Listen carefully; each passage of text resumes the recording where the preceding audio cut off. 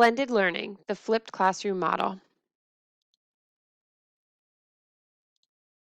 The learning targets for this professional development opportunity are to identify what blended learning is and how it can be implemented effectively in the classroom. Explain key elements of a flipped classroom, such as personalized instruction, increased student autonomy, and more opportunities for authentic learning. Identify the benefits of using a flipped classroom model, and design a flipped classroom lesson that can be utilized in the classroom. To begin this professional development experience, I would ask educators to view this video ahead of time if possible. I understand that teachers have a tight schedule and often find themselves overbooked with school activities. The purpose of watching this ahead of time would model the flipped classroom experience, and it would allow for more authentic experiences during this professional development meeting. If teachers were not able to view the video ahead of time, I have it available here in the presentation for them to watch. The video is a brief 3-minute summary of what the flipped classroom model is, how it's used, and addresses some of the benefits of this type of model.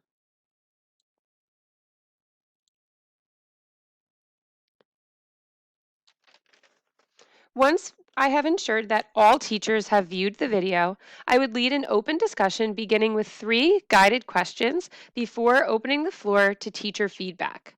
As noted, on the handout, the 3 questions that I would begin with are: what are the positive aspects you see the flipped classroom model bringing to your classroom?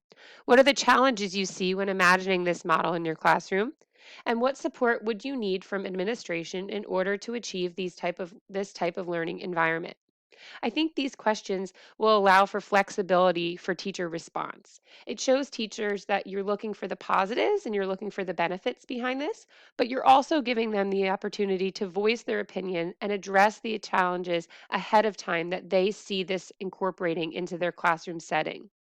And the third question I find to be the most powerful and the most beneficial to our teachers, because it will give me feedback on what my teachers really need from me to support this type of learning experience in their classrooms.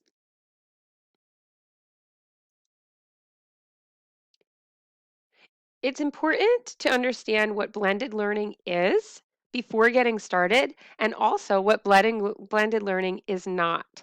Many teachers feel they're creating a blended learning experience in their classrooms, but they're only just scratching the surface. They're actually just continuing traditional learning experiences in a digital format. Blended learning is designed to combine the effective characteristics of traditional classroom learning and online instruction in a single integrated system. The most effective blended learning programs lead to personalized and integrated learning experiences, flexibility and student choice, enhanced and innovative learning opportunities for students using technology. Blended learning is not using devices to support traditional instruction, students completing the same computer-based assignments at the same time in the same place, and using technology only to enhance traditional learning experiences. One specific form of blended learning discussed in Uncommon Learning is what a flipped classroom. In a flipped model, students receive majority of their instruction at home through virtual formats often created by educators, while class time is spent focusing on activities that allow students to model and practice their newly learned skills in real time. In other words, teachers create mini lessons on video formats using screencasts, webcam, and other tools that model and go through the type of learning lessons that they would like their students to have in the classroom. Rather than doing this in the classroom, students are assigned these mini lessons, typically about 5 minutes at home for homework. Then, when they enter the classroom, there's more of an opportunity for a working session where teachers can actually work with students rather than spending their time lecturing. The benefits for students of a flipped classroom model include being able to work at their own learning pace, coming to class with prior knowledge, which increases student motivation and engagement during the class session, flexibility for students learning outside of the classroom setting, and an increase in active student involvement during the learning process. Teachers absolutely benefit from this type of model as well, although it will take a little while for teachers to get used to it.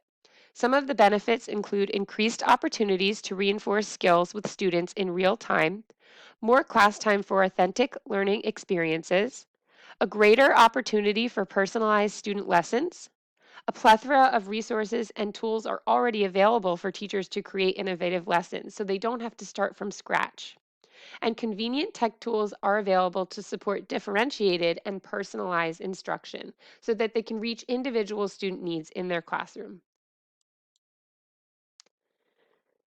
When it comes to getting started with the flipped classroom model, it can feel a little bit overwhelming. However, there are a lot of resources out there that will help teachers get started, which I'll discuss in a few minutes. To get started, it's best for a teacher to choose a topic that they feel comfortable with. For me, it would be teaching a student fractions or decimal concepts in a sixth grade classroom because it's something I feel the most comfortable with, and I know that it's something my students really need to understand. Then teachers would create a brief video, about 5 minutes, covering the desired topic. They could create this using a screencast or webcam. They would then assign this to their students for homework via Google Classroom, which is what my school specifically uses at this time, or their preferred learning management system. They would then hold an open discussion the next day and incorporate a simple formative assessment such as a poll, exit ticket, or brief quiz to assess which students truly participated in the viewing of the video and took away proper information. They would then utilize that class period for authentic learning experiences. Here are some great tools that are available to teachers that would help them get started. For example, Explain Everything is a digital whiteboard.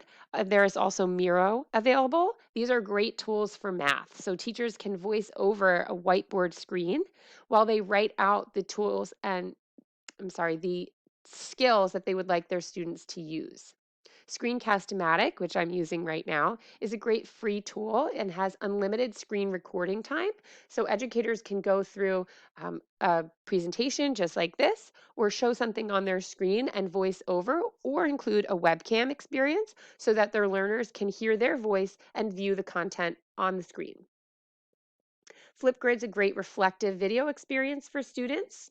Edpuzzle has pre-made videos and formative assessment tools, or teachers can make their own Edpuzzle videos and formative assessments that students can take. Nearpod, a similar video-based instruction resource, BrainPop, and more.